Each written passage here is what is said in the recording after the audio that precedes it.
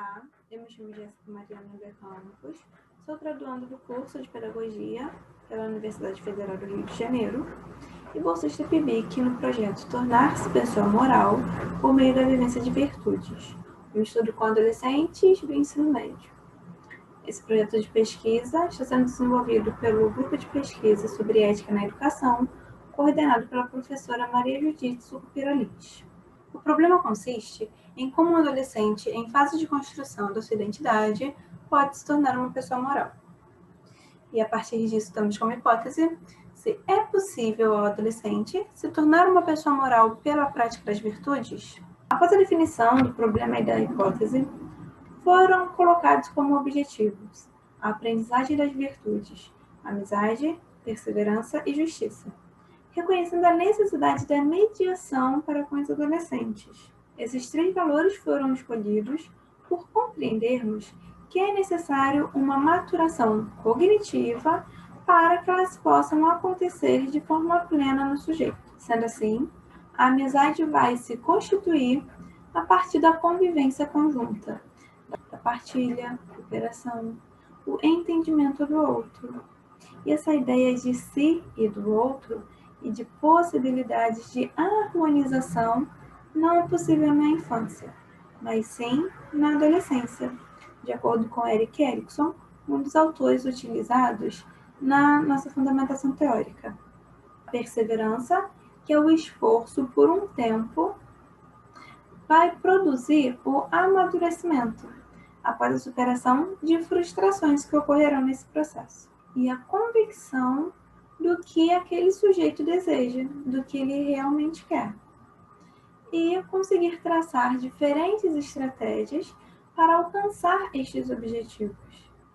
Então, ele é capaz de concentrar-se, de ter um foco sobre algo por um tempo maior. E essa é uma característica que necessita ainda de mais atenção nos dias atuais, já que muitos estudiosos, sociólogos, têm percebido uma questão de instantaneidade dessa geração que quer tudo para o ontem. Não há um tempo para esperar. Por 2 anos, houve observação e interação com esses alunos, e a metodologia consiste no método Sucupira Lins, que é um método de pesquisação com maior comprometimento, desenvolvido especialmente para pesquisas no campo educacional. A responsabilidade assumida por quem faz a pesquisa é um pré-requisito para que esse método seja eficaz. O professor pesquisador não pode apenas observar e descrever o que foi analisado. Ele precisa mediar as relações do sujeito com o meio, com os conhecimentos e ferramentas para garantir o direito do desenvolvimento pleno para que eles alcancem a autonomia. Então, reconhecendo isso, na figura do professor e do professor pesquisador, esse método serve exatamente para nos permitir pesquisar sem abrir mão do fazer pedagógico e do fazer docente. Para a análise dos dados, nós utilizamos a análise de conteúdo da Pardam, que possibilita a categorização dos dados de forma clara, elucidando o que há no campo observado. No momento, nós já estamos na análise final dos dados e produção do relatório, e os dados nos permitem perceber que há, sim, uma maturação ética e moral dos alunos ao longo desse período. A idade média deles, em 2019, quando nós encerramos as observações, era de 19 anos. E, de acordo com Erikson, a personalidade ainda está em formação nessa fase. Ele não é um sujeito pronto. Observa-se o interesse crescente dos alunos pelo tema da pesquisa e o desejo deles vivenciarem essas virtudes. Os resultados também mostraram que os alunos ampliaram as compreensões dessas virtudes. Como eles decidirão agir na sociedade? Eles pensarão no bem comum? Essas são respostas que nós não sabemos, por reconhecer que eles ainda estão em desenvolvimento. Essa ampliação pode ser percebida pelos questionários que eles responderam.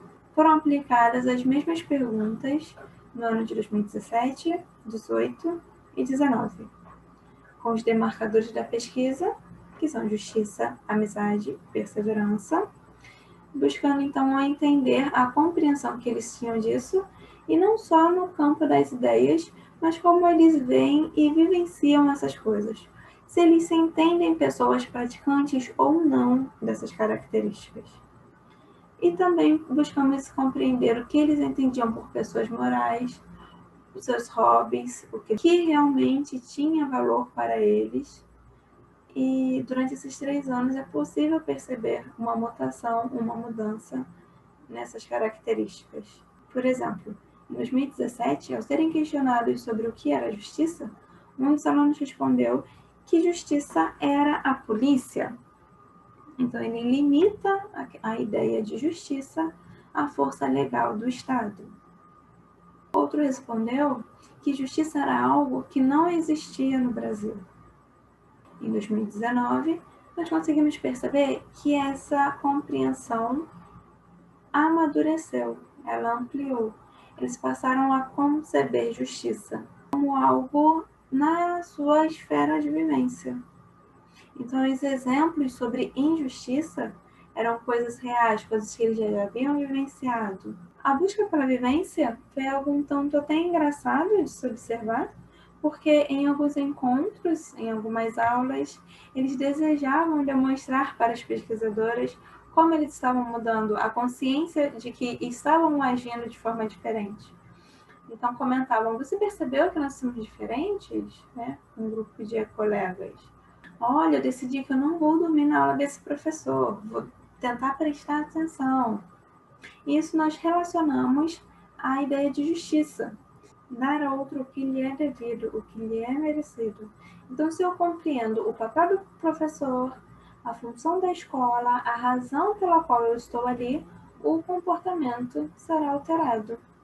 Em relação à amizade, o olhar para o outro, essa compreensão de necessidades e características do outro, a cooperação para que o ambiente pudesse ser prazeroso, essas questões foram notadas e pontuadas no diário de campo como relevantes. A maturação ética dos alunos. Alguns líderes de turma manifestaram vontade de mudar o seu comportamento e procuraram as pesquisadoras para conversar, tirar algumas dúvidas. E durante as aulas, houve notável desenvolvimento da maturidade ética dos alunos, que não só agiam conforme as virtudes, como também faziam questão de assinalar as mudanças. Assinalar, como eu já disse anteriormente, e o agir é muito interessante, porque em 2017, os alunos, aqueles que queriam participar, participavam das aulas, não vamos generalizar, cada sujeito tinha o seu padrão comportamental.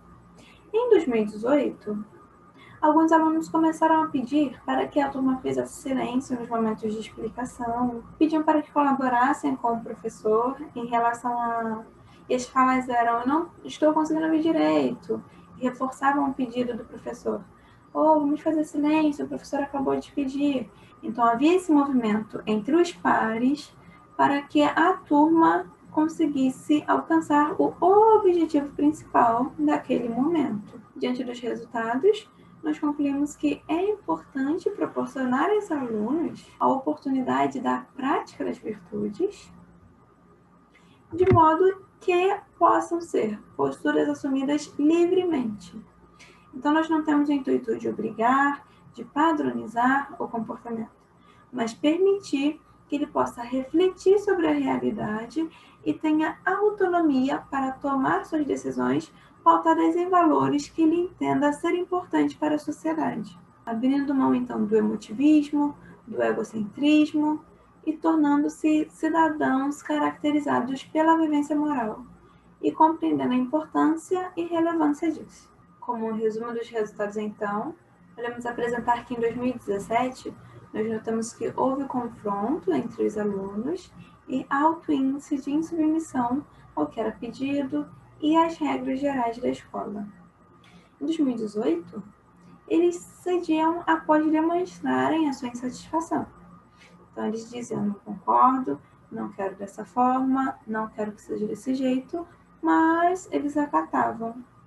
E em 2019, o número de participantes das aulas aumentou. 4 alunos começaram a solicitar menos bagunça dos alunos em diferentes encontros e com diferentes professores.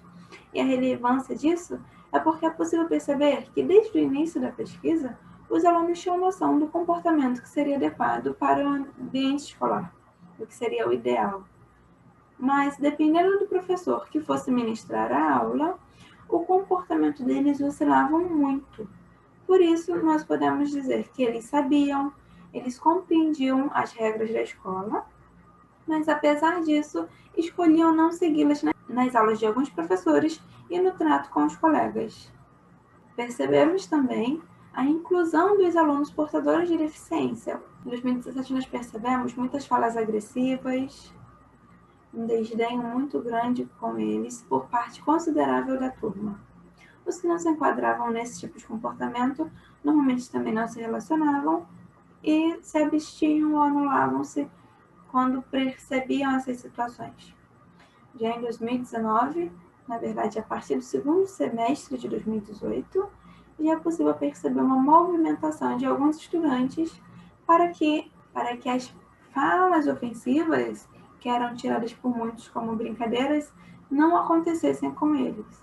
Então eles se pronunciavam, iam contra e diziam, não vai brincar dessa forma. Eles reconheciam uma vulnerabilidade maior nesses alunos, então se prontificavam a fazer a diferença, a fazer com que eles não sofressem esse tipo de ação. Porque, embora muitos entendam que é brincadeira, nós precisamos reforçar e entender que isso não é uma brincadeira. Ofendê-los, criar situações em que eles fiquem desconfortáveis enquanto outros riem, não há como conceber isso na ideia de brincadeira. Não há espaço. E passaram a dar voz a esses alunos. Uma das situações observadas é que quando um dos alunos que estava responsável por organizar um evento escolar foi para a sala realizar uma votação e esses alunos estavam sendo ignorados, um dos alunos, que apesar de estar distante dele, começou a sinalizar: "Oh, ele quer falar, ele está falando", e repetiu até que a opinião dele fosse validada e levada em consideração também. Notamos a reexplicação por parte de algumas alunas, algumas estudantes. Após o professor explicar a atividade, o aluno não entender, nós percebemos esse movimento, uma atitude autônoma, por decisão de outros estudantes, irem próximo, explicarem novamente, uma abertura maior para que eles pudessem participar das atividades em grupo, que em 2017 é possível notar a dificuldade deles serem inseridos para participar. A turma, então, realmente passou a praticar a amizade. Por parte de algumas referências que foram utilizadas, Aristóteles com a obra Ética Nicômaco, Laura de Cibardan, com a análise de conteúdo, Erik Erikson, Identidade, Juventude e Crise, McIntyre, Depois da Virtude, e o método de pesquisação desenvolvido pela professora Maria Judite Sucupira Lins, que foi publicado na revista eletrônica Pesquisa Educa e pode ser consultado e utilizado para pesquisas posteriores. Agradeço a atenção.